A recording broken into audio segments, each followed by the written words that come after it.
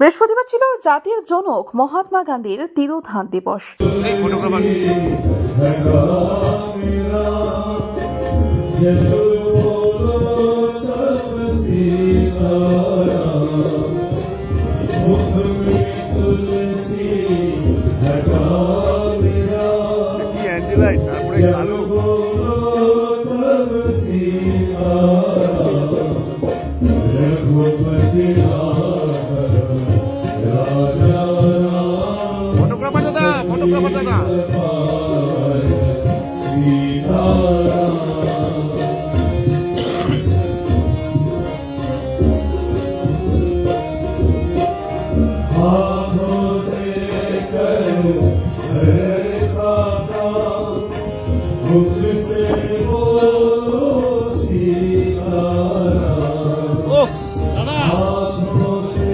এদিন ব্যারাকপুরের গান্ধীঘাটে গান্ধীজির প্রয়াণ দিবসের প্রার্থনা সভায় উপস্থিত ছিলেন রাজ্যপাল সিভি আনন্দ বোস।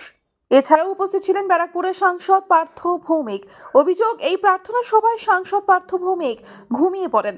এদিন প্রার্থনা সভা শেষে রাজ্যপাল সাংবাদিকদের মুখোমুখি হয়ে বলেন, This is a day of days when the whole nation gives its homage and salutations to the great Mahatma. This day should teach us that the teachings of Mahatma Gandhi are relevant for all times. As they say, Caesar the dead is mightier than Caesar the alive. Gandhi is stronger after his death. We are all inspired by him. We are indebted to Father of the nation. Thank you.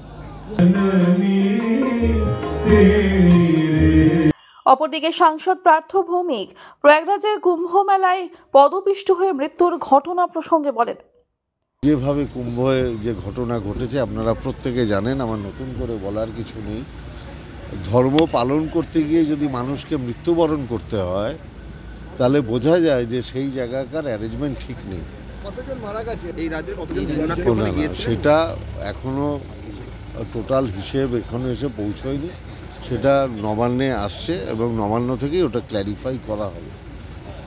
কিন্তু পরিকল্পনার অভাব ছিল। উত্তরপ্রদেশের সরকার, যোগী আদিত্যনাথ এবং ভারতবর্ষের প্রধানমন্ত্রীকে আমি বিনীতভাবে অনুরোধ করব, মুখে ধর্মের কথা না বলে ধর্মীয় মানুষেরা যাতে ধর্ম ঠিকঠাক পালন করতে পারেন তার ব্যবস্থা করুন। ব্যারাকপুর থেকে রাজীব মণ্ডলের রিপোর্ট, আনন্দ বার্তা।